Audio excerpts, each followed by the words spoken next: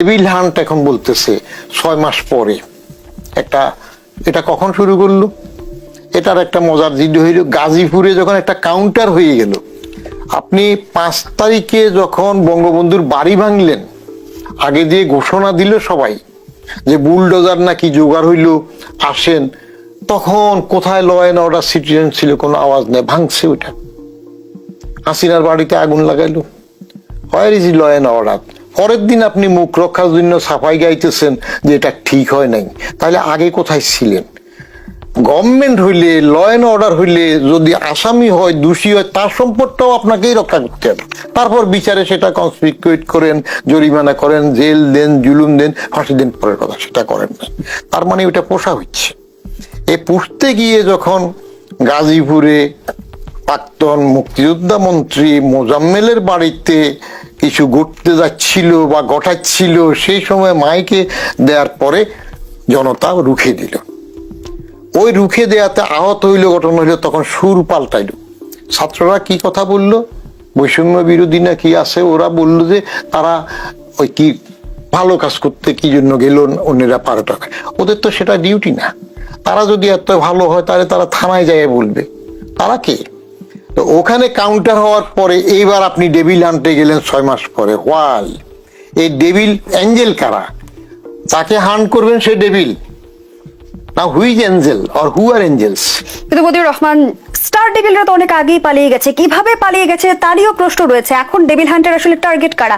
যারা পালিয়ে গেল বললেন, সেখানে মজার জিনিস হয়, আমার তো ভয়ভীতি কম, কারণ এই দেশে হাসিনার আমলে হোক, তার আগে এরশাদের আমলে হোক, যে কোনো সরকারের আমলে আপনি সত্য সাহসিকতা বলতে হইলে আপনাকে 3টা বিষয় তৈরি থাকতে হবে।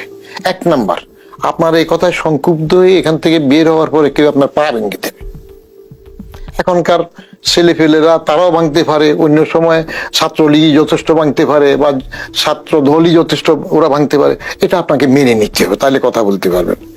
2, আপনাকে একটা মামলাতে আটকাই দিবে, যে কোনো ঝামেলা মামলাতে 54 ধারা টারা দিয়ে, 6 দিয়ে একটাতে আটকাই দিলে আপনাকে মেনে নিতে হবে। 3, এই 2টার কোনোটাতে না পারলে একসাথে আপনাকে ফুটুস করে কুললে খালাস করে দিবে। এই 3টা মেনে নিলে আপনি কথা বলতে পারবেন। সেই জন্য আমি বলি, এই যে পালানোর কথা আসছে, সবাই বলতেছে কেবল শেখ হাসিনা পালাইলো। আমার বাড়ির পাশে বস্তি, তা পিছিয়ে পিছিয়ে বাচ্চারাও বলে পালাইছে রে, পালাইছে, শেখ হাসিনা পালাইছে। আমি ডিফার করি, শেখ হাসিনা পালাইলো কথা? আমরা তো দেখলাম তাকে সুন্দর করে গাড়ির থেকে নেমে হেলিকপ্টারে উঠতেছে, সেটাও দেখলাম। এটা তো পালানো হয় না। শেখ হাসিনা তো রেজা শাহ, ইরানের রেজা শাহ পালাবি ছিল না, নিজে প্লেন চালাতে পারে, চট করে ঢুকে যায়, প্লেন চালাই চলে গেল। তো এটা তো রাষ্ট্রীয়ভাবে তাকে দেয়া হইল। এবং ইন্ডিয়াতে শেখ হাসিনা যে গেল, কোন একটা আন্ডারস্ট্যান্ডিং ছাড়া কি তাকে সরাসরি উঠে চলে পাঠা দিতে পারলো? সে কথা কে বের করবে? বের হবে কিনা আদৌ? সেখানে আসবে। এরপরে যেটা বলছেন যে ওই কোথায় নাকি কারা 600, 650, কারা কারা নাকি 626 জন, আমার ব্রিগেডিয়ার তো দরকার নাই, ছিল নাকি বলে। তো ওরা বুঝবাজি হয়ে চলে গেল কোথায়, কেমনে গেল? ওরা সবাই জাদু জানে না, সুমন্ত সু বলছে চলে গেছে। সেই সময় আপনার ডেভিলও নাই, হান্টও নাই। এখন আপনি ওই গাজীপুরে ঘটনা শুরু হওয়ার পরে আপনি ডেভিল হান্ট করবেন। গণঅভ্যুত্থানের 3 মাস পর পর্যন্ত ওবায়দুল কাদের দেশে ছিল, এমনটি শোনা যায়। হ্যাঁ, আরেকজন যে হাসান মাহমুদ না কে, চিটং এর এক মন্ত্রী ছিল না, পররাষ্ট্রমন্ত্রী ছিল, হাসান মাহমুদ, ডক্টর হাসান মাহমুদ, তাকে তো নাকি একবার এয়ারপোর্টের মধ্যে ঠেকাইলো, যেতে পারে নাই। তো পরে নাকি কোথায় চলে গেছে।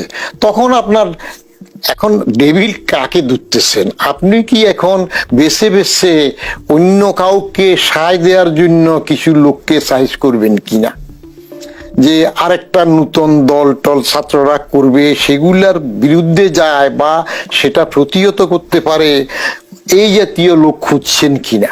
ইতিমধ্যে রাজনৈতিক দলগুলোর মাঝে এক ধরনের আশঙ্কা তৈরি হয়েছে যে সরকার আদৌ নির্বাচন দিতে চাইছে কিনা। সেই কথা আমি পরে আসতেছি। নাকি আপনার এখানে উদ্দেশ্যটা হচ্ছে যে প্রথম 6 মাস তো সংস্কার বললেন, গভর্নমেন্টটা কিন্তু এনজিওগ্রামের গভর্নমেন্ট। আমি সবসময় কতগুলো এনজিও আর ইউনুস সাহেবের গ্রামীণের গ্রাম। তো এনজিওগ্রাম করলেন আপনি, এনজিওগ্রাম করে এবার কতগুলা ব্লক পাইলেন।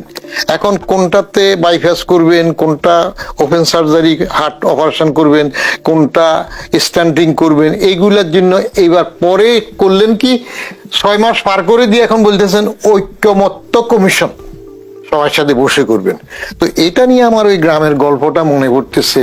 একেবারে মূর্খ লোকের বাড়িতে, এরা কিচ্ছু জানে না, বাচ্চা কাচ্চারা একটু শিক্ষিত করার খেয়াল তখন হুজুর রাখলো। হুজুরও তো আরেক মূর্খ, হুজুর পড়াইতেছে শুধু এদেরকে তালিম আলী জাগ দিন, তালিম আলী জাগ দিন। এরা 6 মাস থেকে তালিম আলী জাগ দিন, তালিম আলী জাগ দিন পড়তেছে। তো আরেকজন একটু বোকার থেকে একটু জ্ঞানী, সে এটা শুনে বললো যে 6 মাস থেকে এটা পড়তেছস, বলে যে হুজুর বলছে পড়তে।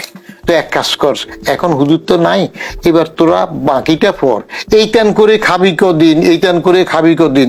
হুজুর আসা যখন শুনলো, কিরে নতুন সবক কে দিল, বলে যে আরেকজন হুজুর আপনার মতো যাওয়ার সময় বললো যে তালিম আলী যাক দিন তো 6 মাস করলি পড়লি, এবার এই টান করি খাবি কদিনটা পর। এটা শোনার পরে হুজুর বুসকা ভাসকা ভাঙ্গে আসতে রওনা হয়ে গেছে।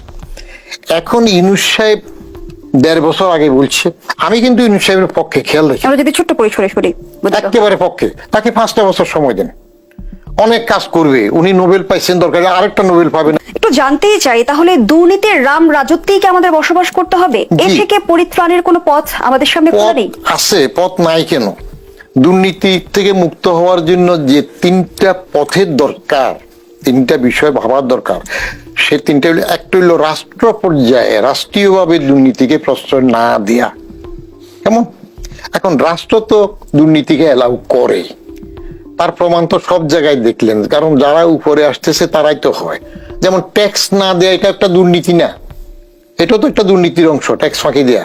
তো আমি তো ওই 1/11 সময় আমাদের রাজনৈতিক কিছু নেতার থেকেও ট্যাক্স আদায় করলাম। সেটা সাবেক প্রধানমন্ত্রী খালেদা জিয়া স্বেচ্ছায় দিয়েছেন অপ্রদর্শিত অর্থ হিসাবে, মওদুদ আহমদ দিয়েছেন, তার থেকে আদায় করতে হইল।